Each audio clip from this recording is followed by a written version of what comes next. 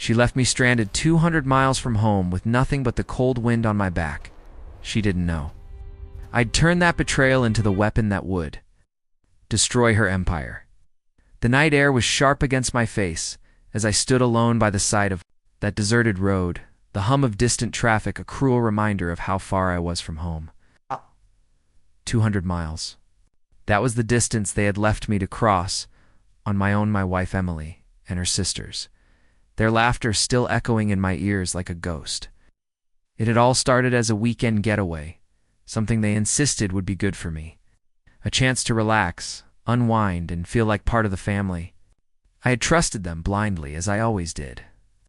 After all, these were the people I had married into, the ones I had defended at family dinners, the ones I had carried boxes for during their endless moves, the ones I had lent money to when their lives went sideways. This was how they repaid me, by turning me into a punchline.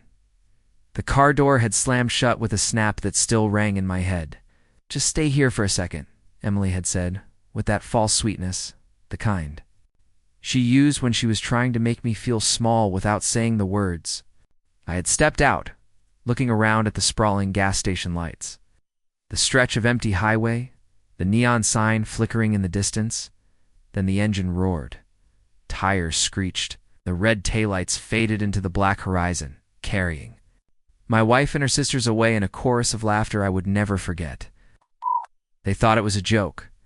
They thought I'd be angry for a day or two, that I'd call a cab, maybe rant, maybe sulk, and then let it pass like I always did. But this time felt different. Standing there, my hands cold in the night air, my phone battery already flashing red, I felt something in me fracture. Not just from the humiliation, but from the pattern of the years of little cuts that had bled me dry. Emily had always had a streak of cruelty when her sisters were around. Something about their presence emboldened her, made her sharp-tongued, dismissive, the kind of woman who laughed at your expense and called it just teasing. I had let it go too many times. I had told myself it was harmless, that family. Bonds were complicated, that her sisters would never truly want to hurt me. But as I started the long walk down that endless stretch of asphalt, I realized the truth. It wasn't harmless anymore. It was deliberate. Each mile felt heavier than the last, my thoughts pacing with my footsteps.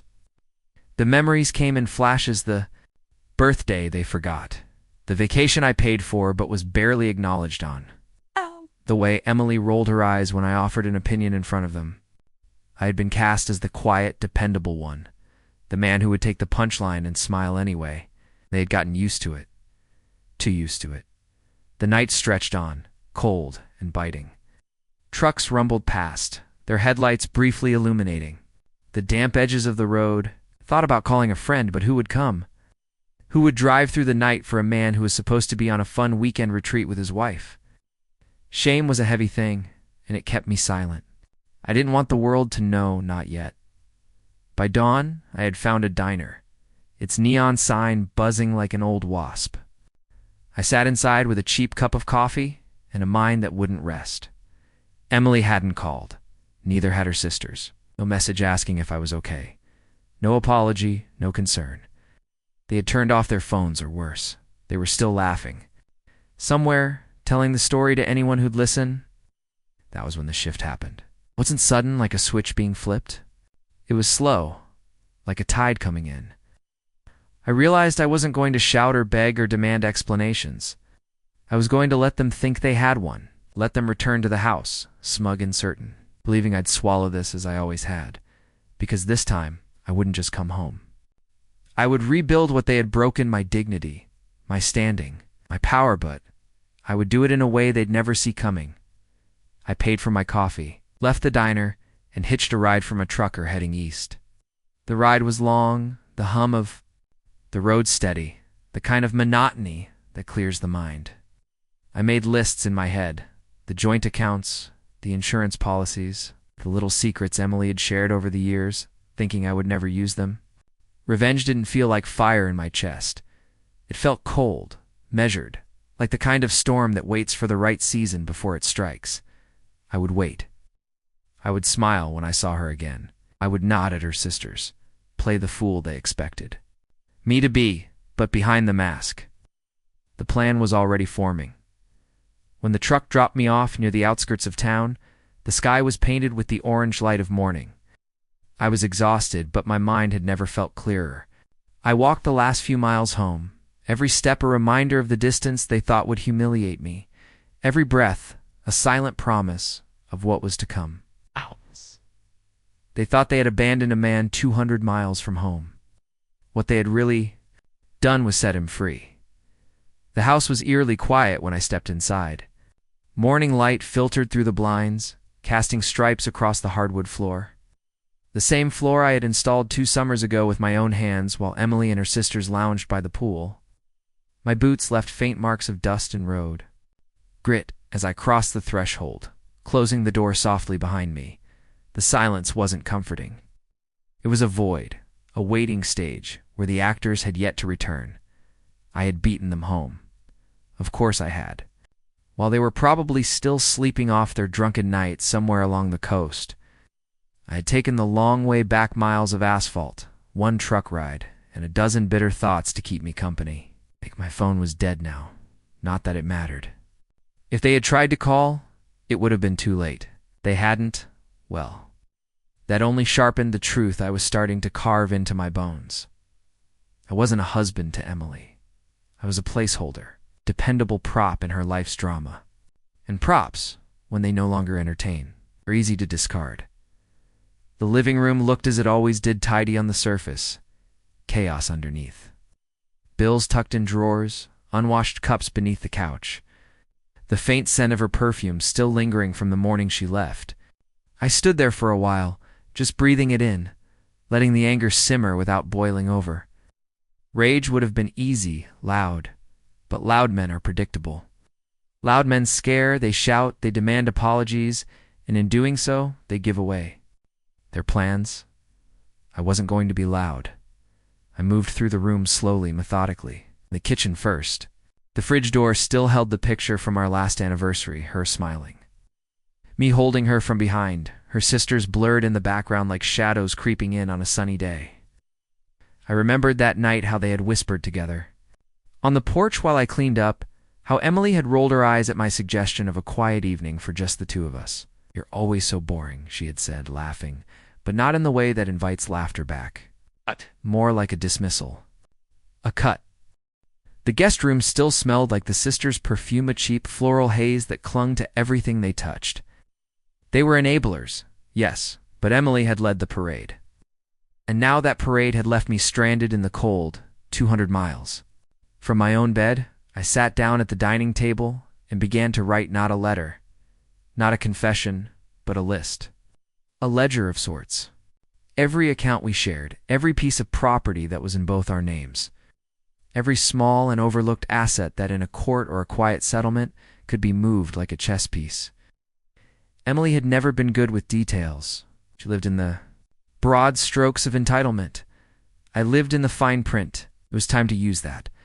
By the time the clock on the wall ticked past noon, I had a plan, still fragile, still forming, but enough to build upon. Step 1. Control. I transferred the liquid funds into a separate account under my name. Nothing illegal, nothing dramatic. Just a husband safeguarding what he had contributed before his wife drained it dry on another retreat. Step 2. Documentation. I took pictures of everything, receipts, statements, even the damn anniversary photo on the fridge. Evidence wasn't just a shield. It was leverage. Step 3 was patience. The door finally opened a little after 3. I heard the giggles first, the scraping of heels against the tile, the exaggerated hushes that only made the noise louder. Emily walked in, sunglasses perched on her head, a tote bag slung carelessly over her shoulder.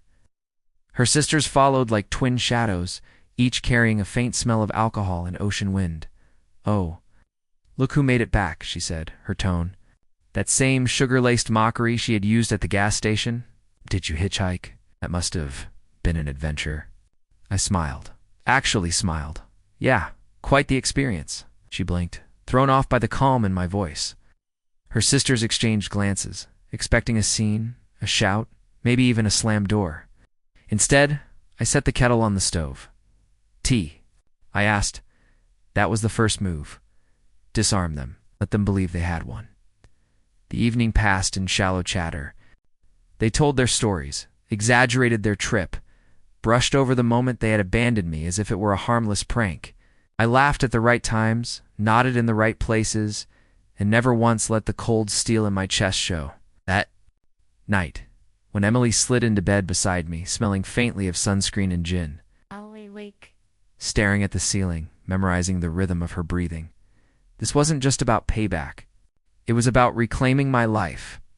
The man who stood on that dark roadside had been humiliated, yes, but he had also been awakened.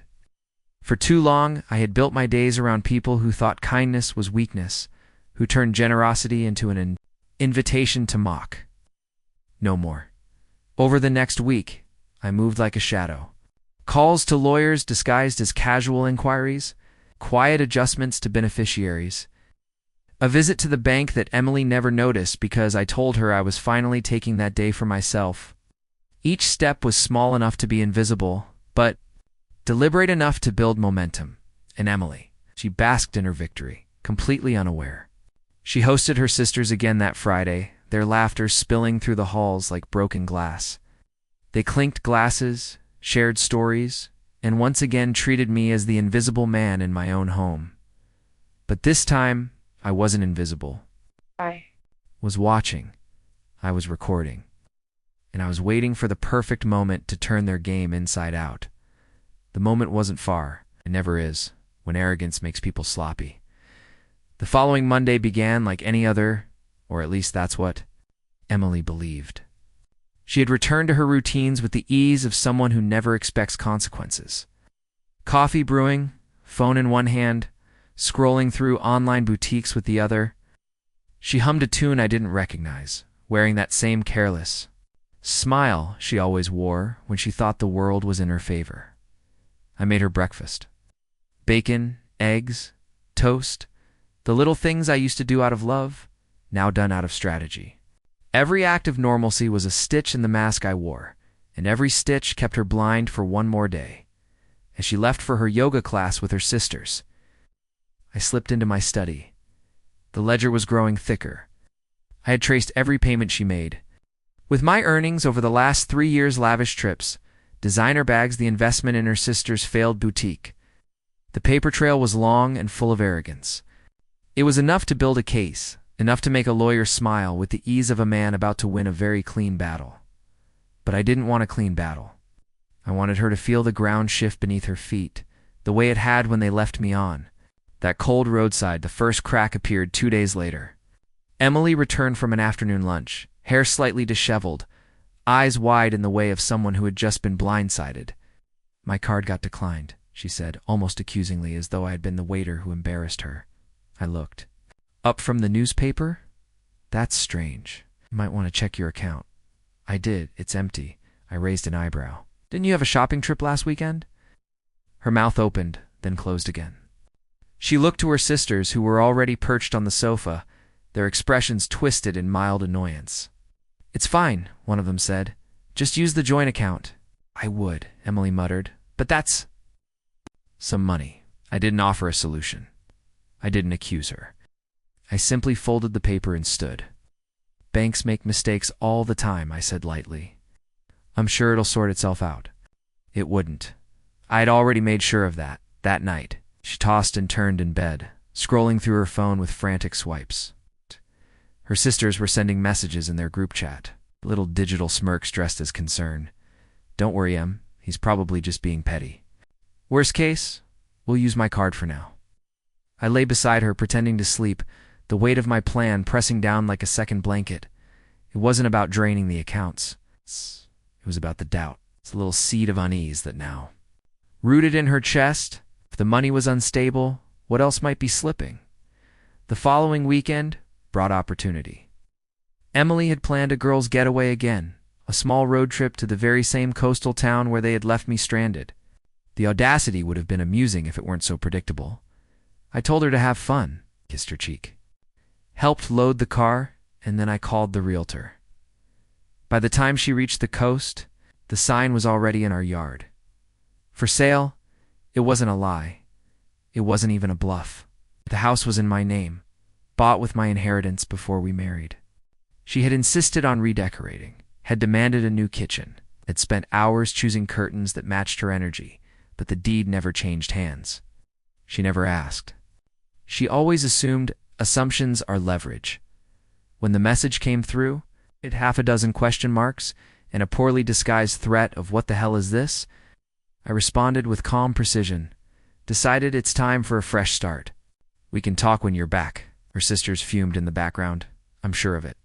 I imagined their high-pitched voices spilling out over the ocean waves, blaming me, cursing me, calling me everything but the man they thought they could humiliate without consequence. Let them. Each day they stayed gone was another day I unraveled. The tapestry they had woven over me. Subscriptions canceled, insurance updated, spare keys collected. Friends I hadn't spoken to in years suddenly received calls from me not for comfort, but for connection, for alliances I had neglected while drowning in their noise. By the time Emily returned without the trip's glow this time, her makeup cracked under the strain of uncertainty, the house already felt less like hers. The realtor's cards were gone, the staged flowers replaced with bare counters. Even the living room, once hers, to curate with cheap sculptures and gaudy frames, was stripped of its clutter. "Why are you doing this?" she demanded. "Is this about that stupid trip? You were just having fun? You're being, what's the word, dramatic?" I looked at her then, really looked.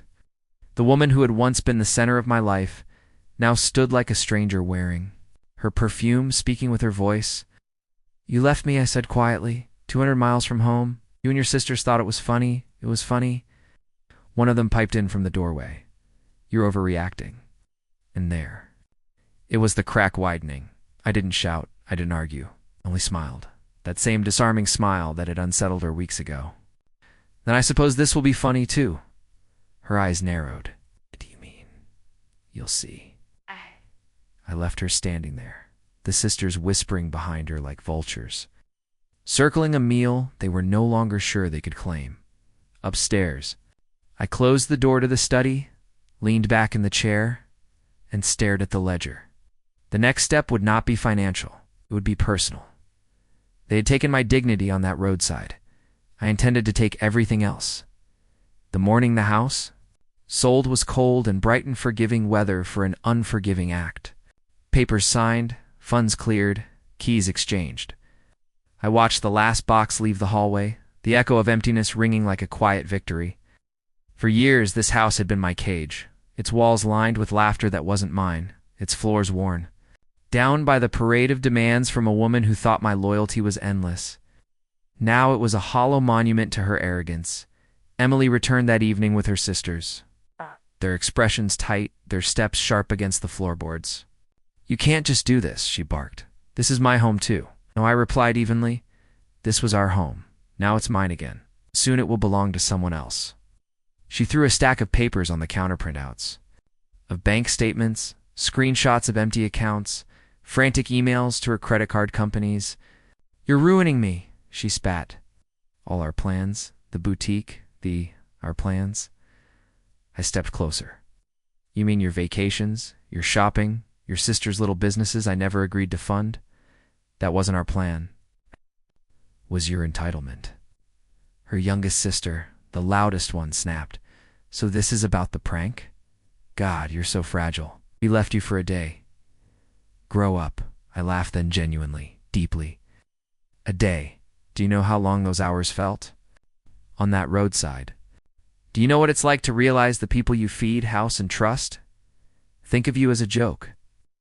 Emily crossed her arms, feigning strength, but her eyes flicked nervously to the empty corners of the room. "You can't erase me? The law won't let you." I opened a folder and slid it across the table.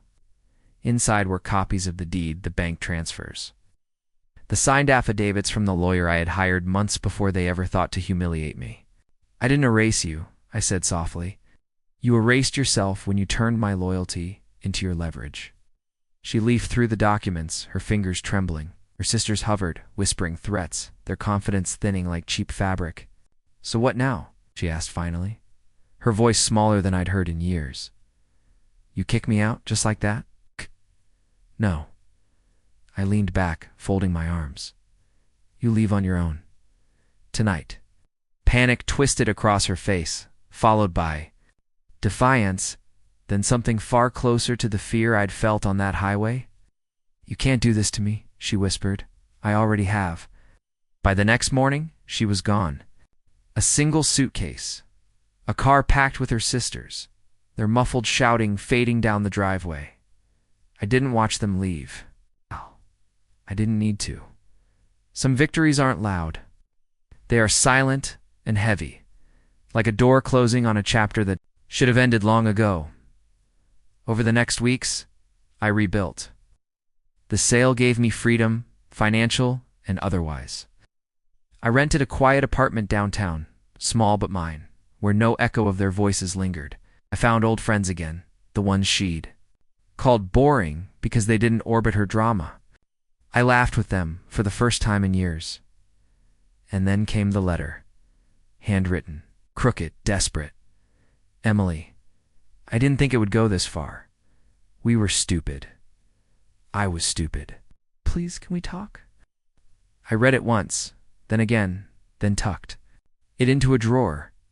Forgiveness was not part of the plan. It's understanding, maybe. Closure, perhaps. But forgiveness? That was a currency I no longer traded in. Weeks turned into months. The gossip faded. Her sisters scattered to their small, loud lives. I heard through the grapevine that Emily was living with one of them, knock-routed, uncomfortable, afar. Cry from the life she flaunted. People asked me, from time to time, if I regretted it, the clean break, the cold precision. I told them the truth. I didn't. Not because revenge is sweet, though it can be, but because respect, once lost, is a debt rarely repaid. I gave her everything once: time, devotion, stability. She gave me a roadside and a laugh. Now I gave her nothing, and that, in its own quiet way, was everything. The last time I saw her was by chance, a rainy afternoon at a coffee shop. She didn't see me at first. She was too busy hurrying a latte. Across the counter, hair tied back, sleeves rolled up, a name tag pinned crookedly to her chest. Life had come full circle, in a way that needed no words. For a moment, I almost stepped forward, almost offered a hello, a conversation, a crumb of the past, but I didn't. Some ghosts deserve to haunt themselves. I left before she turned around, the rain washing away the last trace of her perfume from my memory, and as the door closed behind me, I realized the best revenge isn't about making them suffer. It's about finally walking away.